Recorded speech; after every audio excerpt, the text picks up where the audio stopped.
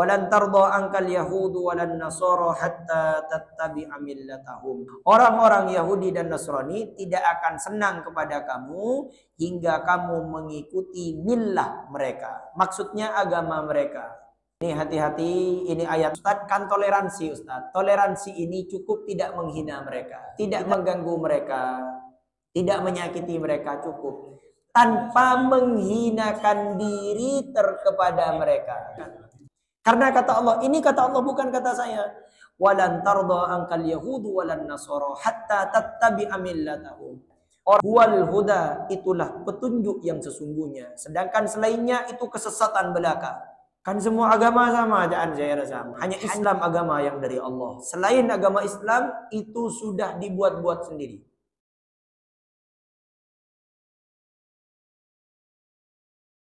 Bismillahirrahmanirrahim. Wa qala alladziina la ya'lamuna, dan berkatalah orang-orang yang tidak mengetahui, yakni kaum kafir Mekah kepada Nabi sallallahu alaihi wasallam. Tadi kan menceritakan tentang orang-orang Yahudi dan Nasrani tadi. Nah, ini sekarang menceritakan wa qala alladziina la ya'lamuna, dan berkata orang-orang yang tidak mengetahui. Siapa yang tidak mengetahui ini? Yaitu orang kaum kafir Mekah. Yang bodoh ini adalah orang kafir Mekah. Kalau dia tidak kafir, maka dia tidak bodoh. Laula yukallimunallah, mengapa Allah tidak berbicara dengan kami? Ini kejut. Pertanyaan reng gendeng ini apa kabarnya lapar? Nyaman reng gendeng. Apa katanya? Laula yukallimunallah. Kenapa Allah tidak berbicara dengan kami? Bahwa kamu adalah Rasulnya. Apa ma Allah tak datang, tak kabar ke kita ini. Cek Muhammad ini utusan Allah. Sebagian orang kafir Mekah itu mengakui Pak, bahwasanya Allah ini Tuhan. Mengakui. Tapi kalau dia tidak mengakui bahwasanya Nabi Muhammad ini adalah utusan Allah, maka dia tidak bisa masuk surga. Au ta'tina ayah, atau datang kepada kami sesuatu tanda atau bukti yang kami usulkan untuk menunjukkan kebenaranmu. Kadzalika, demikian pula lah. Artinya seperti yang mereka ucapkan itu, kata Allah, qalal ladzina min qablihim, dikatakan oleh orang-orang yang sebelum mereka, yakni umat-umat yang kafir terhadap nabi mereka masing-masing. Mithla qaulihim, seperti ucapan mereka, berupa pembangkangan dan permintaan mukjizat-mukjizat. Tasyabahat qulubuhum, hati mereka serupa, kata Allah, yakni dalam kekafiran dan pembangkangan. Ini menjadi hiburan dan bujukan bagi Nabi sallallahu alaihi wasallam. Qad bayyannal ayati liqaumi yuqinun, sesungguhnya kami telah menjelaskan tanda kekuasaan kami kepada kaum yang yakin, yang mengetahui bahwa ia adalah ayat atau tanda sehingga mereka beriman. Maka mengusulkan ayat atau tanda-tanda lain merupakan dosa atau kesalahan. Jadi orang kafir Mekah ini minta bukti kepada Rasulullah. Kalau kamu ini memang nabi, kenapa kok tidak ada tanda kepada kami? Kalau cuma sotir yang Mekah ini, cek nyaman reng butuh ini repot. Katanya Imam Syafi'i, dulu ketika aku berdebat dengan orang pintar, aku tidak pernah kalah. Kata Imam Syafi'i, ketika saya berdebat dengan orang yang sementar, tak pernah kalah Imam Syafi'i. Tapi bila ada debat benereng butuh, pak kalah sama lo. Karena mau ada debat benereng butuh, benih pakai dalil. Pakai apa? Apa jangan kau? Lebih apa jangan kau ini mah repot. Terserah kata saya. Yang matur beda perkataan itu kardiman. Karabatibi nyaman. Bila karabatibi nyaman mata ide yang siore. Inna arsalnaka bil haqqi basyiran wa nadhira. Sesungguhnya kami telah mengutusmu hai Muhammad bil haqqi, dengan kebenaran, maksudnya dengan petunjuk. Basyira sebagai pembawa berita gembira, bahwa barang siapa yang memenuhinya dia akan mendapat surga, wa nadhira, dan pembawa peringatan bahwa barang siapa yang menolaknya akan masuk neraka. Wala tus'alu an ashabil jannah, tidak akan diminta pertanggungjawaban tentang penghuni-penghuni neraka. Maksudnya orang-orang kafir tidak menjadi soal bagimu jika mereka tidak beriman, karena kewajibanmu hanyalah menyampaikan.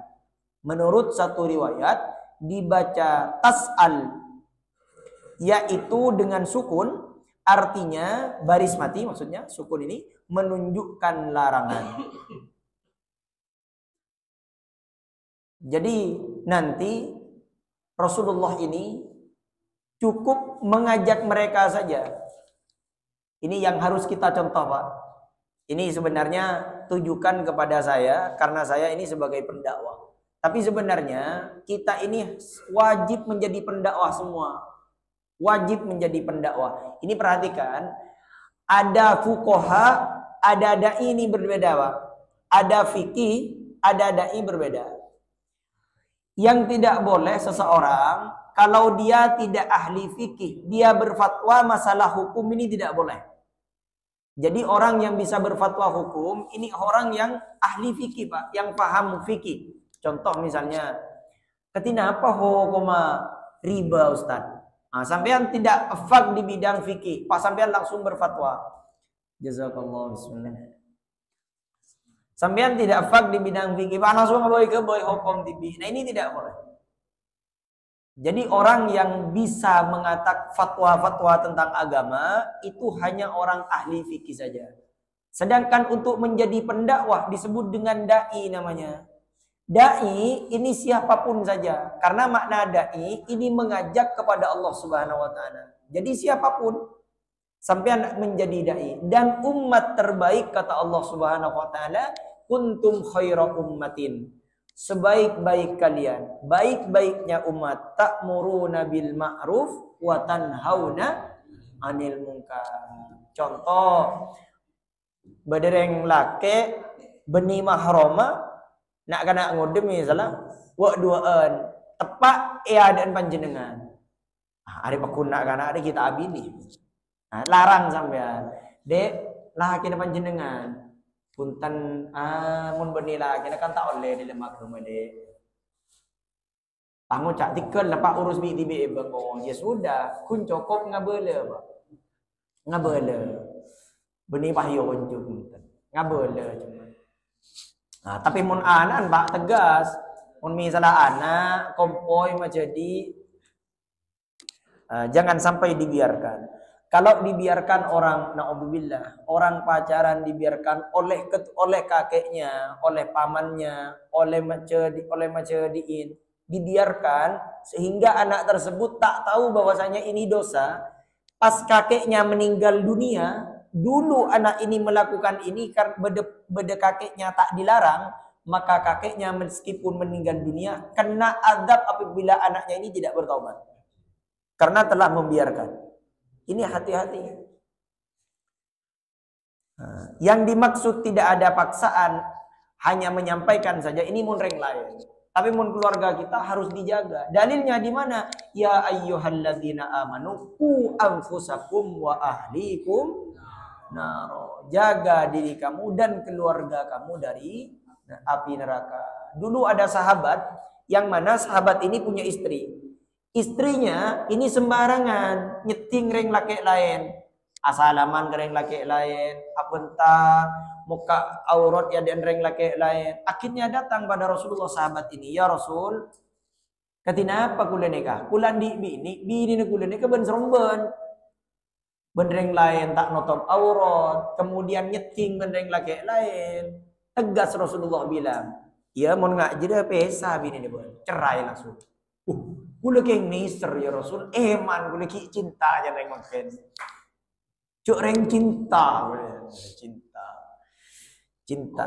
Kata Rasulullah, ya dina mun ba niser jaga. Mun ba niser jaga binina. Pilihannya dua. Mun tak bisa jaga, cerai, Pak. Perhatikan, cerai beda dua, Pak. Ini kebab cerai tengah teh. Ini beda orang yang kabin, kadang tak paham bab nikah. Nikah benikah nikah itu kan Pak? Nikah pakai ini berarti ini gitu. Nikah, bab nikah.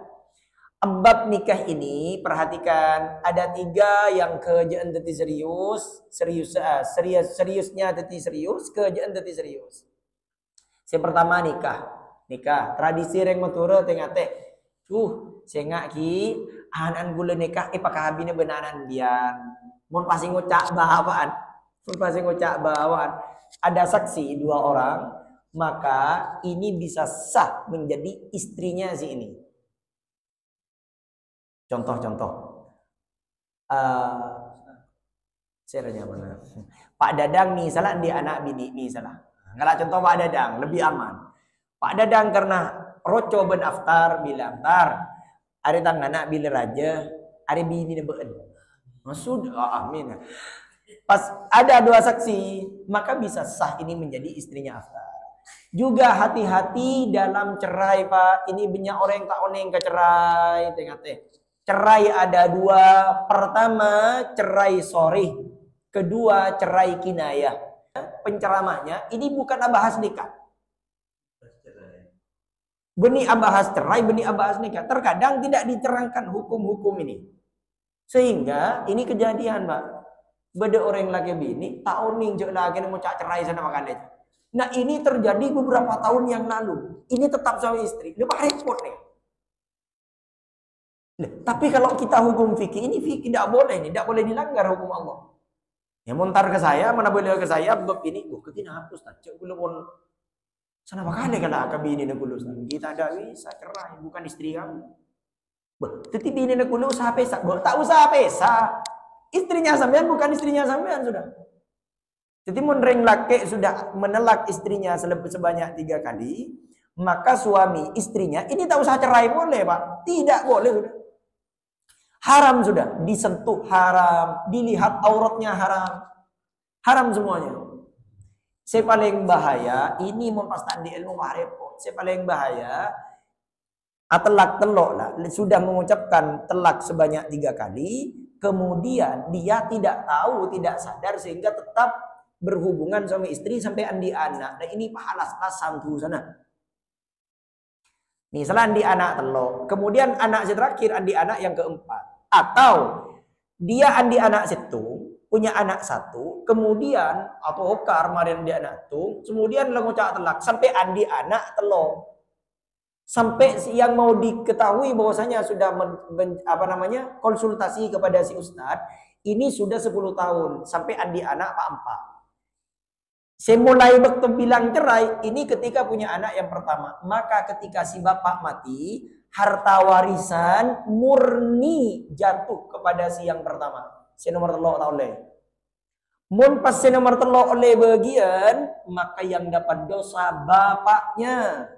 Berdialam kubur terus alas-alas ini Pak. Itu sejeriah ini. Jangan main-main ini. Bapaknya meninggal dunia, kan hartanya warisannya banyak. Nanti dibagi. Nah, ini telah zalim karena mengambil haknya yang ini. Ketika seorang bapak mati, harta itu bukan punya bapak, tapi punya si anak. Anak yang pertama, anak yang ketiga tidak mendapat hak. Ternyata diambilkan dari yang ini karena mengiranya ini anaknya. Anak zina tak bernasab kepada bapaknya. Sudah masuk sudah. Ini. Nanti ini punya cucu. Terus minta boleh. Minta bagian harta lagi terus selas-selas.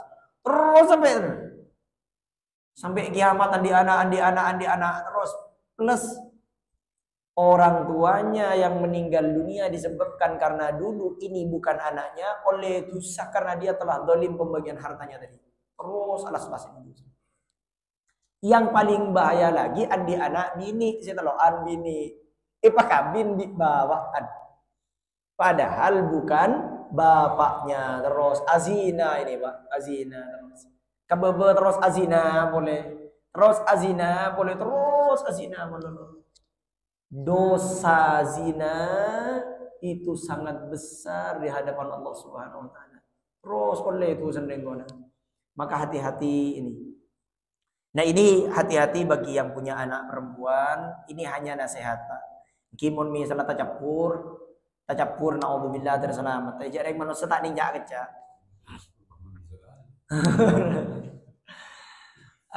Abab abab zina ini kejadian banyak terjadi. Bismillahirrahmanirrahim. Saya lanjutkan dulu ya. Tashabahat qulubuhum qad bayyana al-ayati liqaumin yu'minun. Inna arsalnaka bil haqqi basyiran wa nadhira wa la tus'alu an ashabil jahim. Jadi Nabi Muhammad ini diutus untuk menyampaikan basyira sebagai penyampai berita gembira bahwasanya ada surga. Jadi tugas dakwah ini, Pak, tugas dakwah cukup begini, Pak. Ketika kita melihat sesuatu yang jahat, yang jelek, yang itu salah versi Allah, cukup kita kasih tahu, mun beunana ko ngak jadi ya, beun bekal iadab ben Allah, bekal masuk neraka. Kalau kita ingin mengajak seseorang untuk ke masjid misalnya, mayuh beunang di itu sebenarnya inna arsalnaka bil haqqi basyiran wa nadhira. Begitupun ketika kita melihat seseorang yang melakukan maksiat, kasih tahu kepada dia, beun masuk neraka mun dia.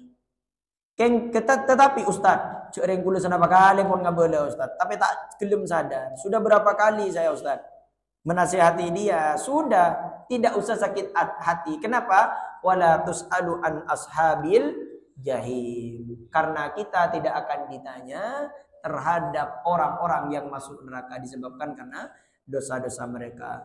Walan tardha ankal yahudu walan nasara hatta tattabi'a millatahum. Orang-orang Yahudi dan Nasrani tidak akan senang kepada kamu hingga kamu mengikuti millah mereka. Maksudnya agama mereka. Ini hati-hati, ini ayat ini kena pada yang kemarin itu. Kasus kemarin yang agama lain datang ke negara kita. Pada kemarin ada yang bertanya, bagaimana Ustadz hukumnya mencium paus? Mana apa mak bodoh hukum menikah? Mak repot nyium cukup je amis dan saya. Cerek nyium anan sampean ini benih Ustaz.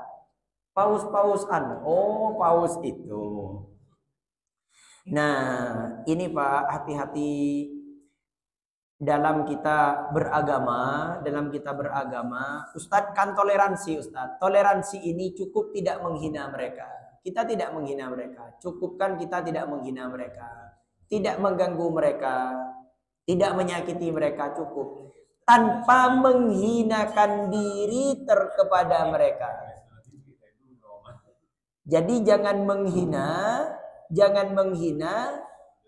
tapi jangan dihinakan. Jangan mau dihinakan. Karena kata Allah, ini kata Allah bukan kata saya. Walan tardha ankal yahudu walan nasara hatta tattabi'a millatahum. Orang Yahudi dan Nasrani tidak akan pernah rela kepada kita sampai kita ini mau masuk kepada agama mereka. Qul inna hudallah, katakanlah sesungguhnya petunjuk Allah, yaitu Islam maksudnya. Huwal huda, itulah petunjuk yang sesungguhnya. Sedangkan selainnya itu kesesatan belaka. Kan semua agama sama, ajaan saya sama. Hanya Islam yang agama yang tidak nyeleneh. Hanya Islam agama yang dari Allah. Selain agama Islam itu sudah dibuat-buat sendiri.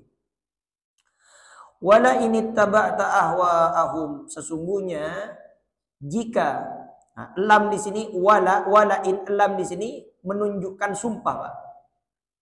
Sesungguhnya jika ittaba'ta ahwa'ahum, kamu mengikuti keinginan mereka, yakni apa-apa yang mereka anjurkan.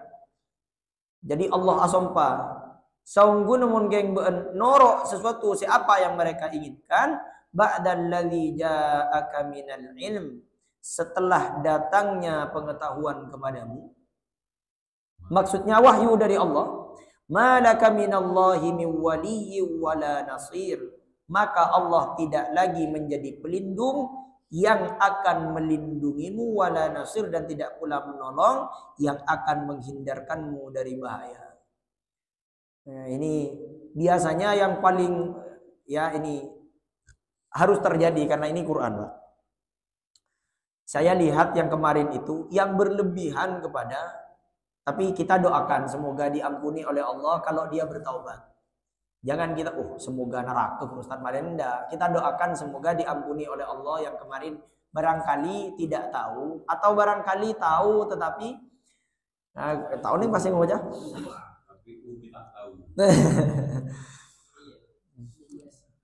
Maka ini kata Allah Subhanahu wa taala, setelah datangnya pengetahuan kepadamu, maksudnya wahyu dari Allah. Apabila sudah tahu bahwasanya mereka itu tidak akan mau berhenti, tidak akan senang sebelum kita orang yang beragama Islam mengikuti agama mereka, baik ritualnya, baik kemudian masuk ke tempat ibadahnya.